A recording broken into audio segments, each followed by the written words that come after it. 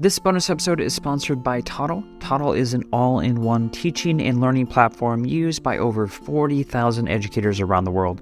On March 3rd and 4th, Toddle hosted the largest virtual gathering for school leaders across the globe with over 5,000 school leaders in attendance. Today, we're going to speak to two fantastic educators who were in attendance to provide their takeaways and insights from the many wonderful presentations offered. My first guest is Adam Hill, a principal located in China.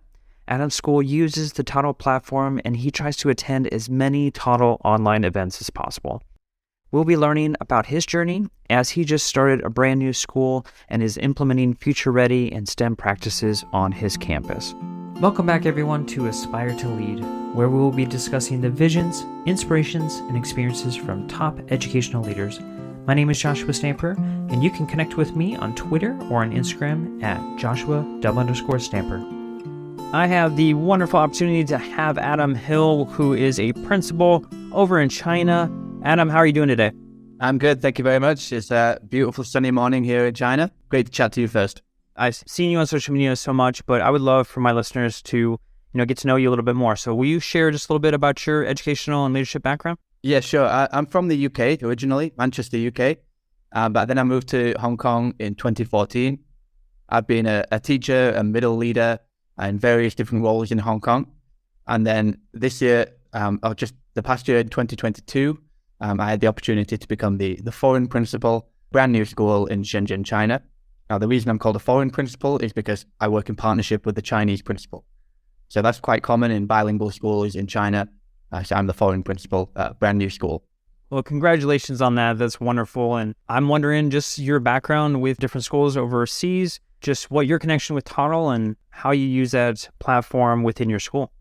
Yeah, so I think I first became familiar with Toddle because of the Inquiry Educator Summit that they throw every year. That's always a wonderful event for teachers. They always attract some really big names. And then they did one a few years ago, a STEAM one, the Learning Jam. And one of my passions in education is STEM and STEAM education. So that really attracted me as well. But I think both of those schools that I mentioned in Hong Kong and now the new one in China, we've used Toddle as a learning platform. And especially the new school in China has been such a lifesaver for us because not only is it a planning platform, but also there's reports for us, attendance for us, all of these different things that a school needs. Well, that's amazing. I know you've been in attendance. I've seen all your social media posts the last couple of days in regards to the School Leader Bootcamp. So I just want to know, was there one topic or something that was said by a presenter that really touched you in some way that you potentially might use that on your campus or within your district? Yeah, almost all of them. I mean, that's why I've been so glued to it all weekend. That's why I've been awake at 1 o'clock in the morning watching the American ones. I've been so inspired by it. And all of these presentations I've taken something from. I'm going to continue watching them next week, the ones that I missed, because I think Toddle will share the recordings. So it's certainly not over yet. And the ones that I missed, I've heard so many great things about. But a few that stand out for me was the mentoring masterclass, Michael Iannini. Now, I know him from Hong Kong. I've done some work with him before. So I know that he's inspiring. I knew to expect that. But he offered some really great advice about mentoring and the interdependence of team members and how to make the most out of middle leaders. So that was particularly interesting for me. There was also one by Anjali Sharma, all about storytelling and the stories that your school tells and the identity of a school. So again, as a brand new school, that was really important for us to make sure we're telling the right stories and setting our identity and really establishing our philosophy. Well, Adam, I want to kind of pick your brain a little bit. I know, typically for these conversations, I really just hone in on the Toddle event, but I know you are a consultant, you are traveling, you speak, you do a lot of different things. So I want to know about becoming a principal to a brand new school and some of the challenges that you've been met with that maybe you didn't expect when you took the job. Well, I think the other reason this event this weekend has been so good is because it's so important for me, because I think it's really redirected my attention. I'm reflecting now and realizing that I've been distracted by, I suppose, the stuff, the admin of a new school. And I suppose it had to be that way. Like I said, a brand new school in August. We had nothing set up, nothing prepared. So we had to kind of make sure the school could function, focusing on all the nuts and bolts of a school. But I think I'm now really realizing that perhaps that period went on too long and I haven't spent enough time focusing on the people. I think I've done a lot of management. I've had to set everything up. But now it's really redirected my attention to leadership and really helping the people in my care. Well, that's amazing. I know you work with STEM and EdTech. You're also a consultant. So what is it that you are implementing within your own campus to make sure that your students are ready for their own future and some of the changes that are happening in just everyday life? Yeah, I mean, our entire philosophy is, very future driven with the future in mind, because a traditional education in China is quite different from what we're offering. An IB education, inquiry-based, we value creativity and innovation and problem solving, critical thinking. So we have to design a program, teaching practices that really promote that and encourage that in our students and build those skills in students. We still have to comply with the national curriculum, but we're an IB school as well. So we bring those two things together as best we can. And I'm always like picking the brains of my guests in regards to aspiring leadership.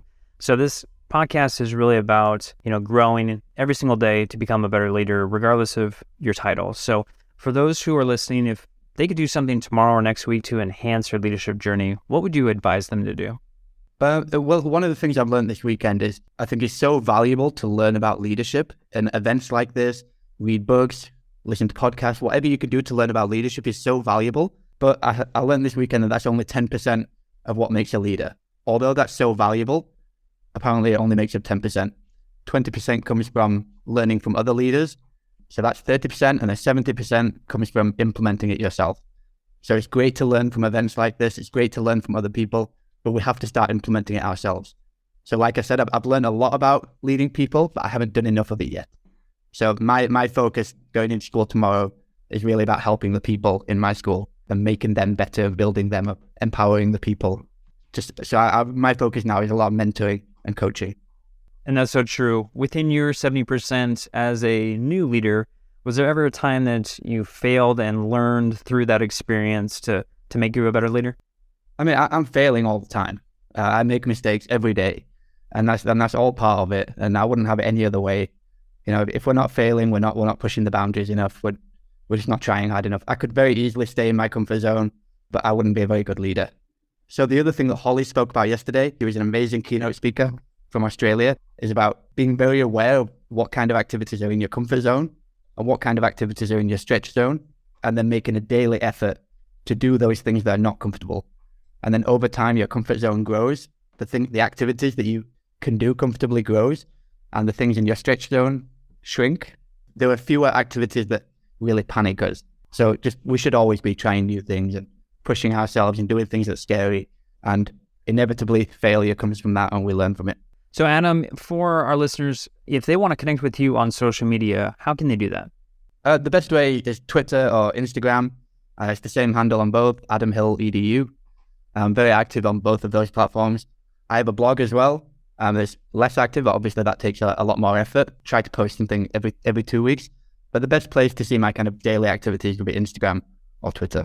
Wonderful. Do you have any projects you've got going on and you're really excited about for the upcoming year? So many things going on. I really want to write a book. That's my next challenge. I've got so many ideas, but just trying to find time for that is really challenging. But that's really excited about. I'd love to write a book and share that with everybody. Well, I know you have quite a bit of wisdom that you can share, and can't wait for that project to kick off. And I really appreciate your time today, not only talking about the Toddle event, but sharing some of your experiences and lessons that you've learned as a leader. Thank you so much. My pleasure. This podcast is a proud member of the Teach Better Podcast Network. Better today, better tomorrow, and the podcast to get you there. You can find out more at teachbetter.com/podcasts. Now let's get back to the episode. My next guest is Annette de Graaf, an aspiring leader located in the Netherlands, as she too attended the Toddle School Leaders Bootcamp, and we're going to learn about her leadership story and what she gained from all the wonderful presentations in this 2-day event. Annette, thank you so much for joining me on Aspire to Lead. I would love for you to introduce yourself and share a little bit about your educational background. Yes. Hi. Good afternoon. Good morning. I am Annette de Graaf. I'm not sure if you can pronounce it like that. Most people say de Graaf, but officially it's de Graaf because I am Dutch. I am from the Netherlands, and we currently live in Norway. So I work at Haugesund International School as the grade 3-4 homeroom teacher. But I have a big dream. I think it's time for me to make the next step up and I would love to become a leader. So that is actually why I attended the School Leaders Bootcamp. Well, let's dive in that a little bit before we get to talking about Toddle School Leaders Bootcamp. So leadership, you want to go to the next level. What was the driving force behind that? Well, I've been teaching. I've been an educator for 18 years now. Started when I was, I think, 19. I was really young when I finished university. So I started teaching at a very young age, just like, okay, there you go. Good luck in the classroom. And I had so many big ideas. I always knew when I was 9 years old, I knew I had like this vision of how a classroom should be and how students should feel, because I, as a student myself, I never felt seen or heard or loved in a classroom. I just thought I'll just have to sit my time out here, and then one day I'll be a teacher myself, one day. And then I became a teacher, but then I couldn't make that happen. So that promise that I made to all the children that I would teach, I couldn't really make it happen because there were textbooks, there were standardized tests. It was in a Dutch public school, and it was just like an artist is being asked to paint by number. That made me feel frustrated, and I thought maybe education is not for me. I don't want to be a teacher like that. I don't want to, like, today's lesson 1, tomorrow lesson 2. And if I did anything just a little bit around that, director would be like, no. We bought those workbooks. We bought those textbooks. You got to stick to that. So I tried to, but then it was like, okay, this is enough. So I started doing some research, and I came across the International School of Amsterdam. And I read a little bit about the school. I thought like, oh, that sounds interesting. Let's just send a letter. And then they invited me for a conversation, and I got hired. And then I learned all about the PYP and the MYP. I was a Dutch language teacher for 11 years there. And then I was like, this is it. I can finally be in a school where I feel like I'm not that weird teacher who wants to do it differently, because everybody is thinking in a different way. Everybody's looking at the children instead of looking at what needs to be done. Of course, we look at goals, but personalized goals, and really looking at the child, at the growth, at the personal growth. And then at some point, after being a language teacher for 11 years, I was ready to step up my game again. And then we moved to Norway because I wanted to be a homeroom teacher. I wanted to really fully embrace the PYP as a homeroom teacher rather than being a specialist teacher, because that is so hard to have all these different programs of inquiry that you have to be a part of as a specialist teacher. And I wanted to just focus on one whole program of inquiry for my class. But I love the curriculum work so much. I really love it. I love the specialist curriculum work, but I love the homeroom curriculum work so much that I've been doing a lot of curriculum work with my colleagues. And of course, for myself, I've developed all the units of inquiry for the past 2 years because there was nothing for my classes. And I was like, this is it. This is what makes me really, really happy. So now I am ready. I'm ready to become a leader. That's awesome. And I can't wait for you to make that happen. You obviously attended Toddle School Leaders Bootcamp, and I was wondering, is that part of the process for you wanting to become a leader? Yes. There was a little bit of a doubt there because, like, I am not a school leader yet. But it's like, you know what? I'm going to manifest it. I'm just going to do it. No shame, just go. And, well, that I will be that educator together with all the school leaders, but I'll just show up and participate. I love it. So I know you've been to multiple sessions for the event. I was wondering if there was anything that resonated with you during those presentations. Yeah, so the Eric Jackson session, it was just everything that he was saying about that. You create this box around you. So keep yourself small, and you have all these voices saying like, no, you shouldn't do that. And then he said, destroy that box. Just destroy that box. Be who you want to be who you need to be. And I was like, all right, I'll destroy my educator box and I'll just go out in the world and really present myself as I am going to be a school leader. I'm ready for it. So I think that was, when I was listening to him, I was like, yes.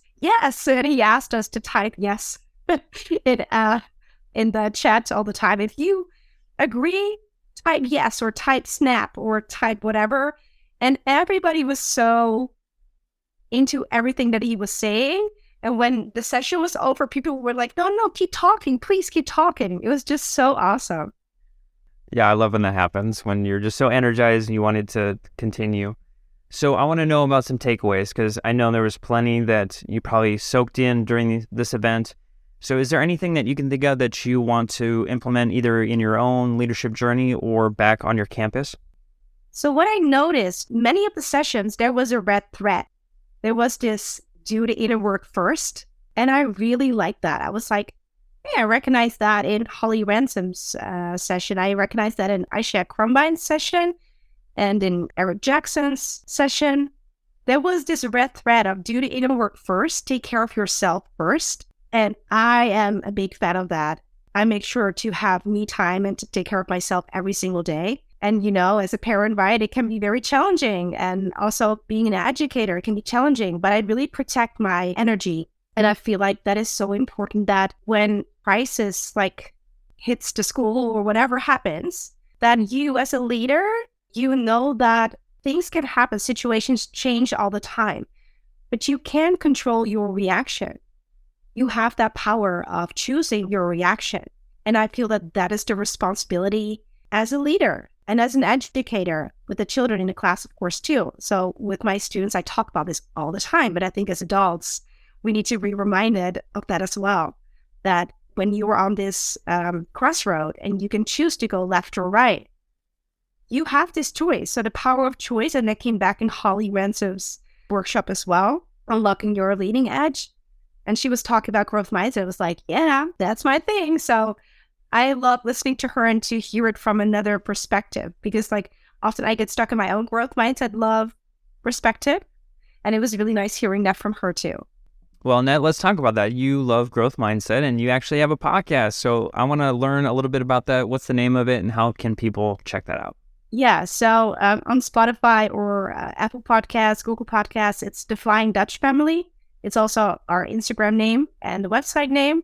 So there's only one episode in English so far. Everything else is in Dutch at the moment. But, well, maybe I'll step up my game there too. But I'm also writing a book about raising children with a growth mindset. And I actually started the podcast because it helped me to organize my thoughts. Because you can have a great idea about a book, but then how do you start? That, right? How do you make sure your message comes across in a way that you want it to come across, that when people read it, they actually hear you talk or they hear you explaining to them rather than just going all over the place. So for me, it really helped me to organize my thoughts. I also had this whole research group. So I organized a 3-month program of raising children with a growth mindset. And I had 22 participants in 4 different groups with all these different age groups, parents of children from 0 to 16, because I needed them. I needed their voice and their ideas about my 4-step plan to raise children with a growth mindset. I was like, okay, it works for me. It works for my family. And I know some friends, it works for them too. But will it work for these other parents as well? So they were my research group. And I used all that information to make my book even better. That's wonderful. And if anyone is listening that wants to connect with you on social media, how can they do that?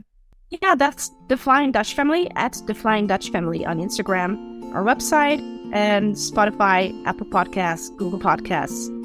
Wonderful. Annette, thank you so much for sharing not only your journey, but then your experience and takeaways from the Toddle School Leaders Bootcamp. I hope you have a fantastic day. Thank you, you too.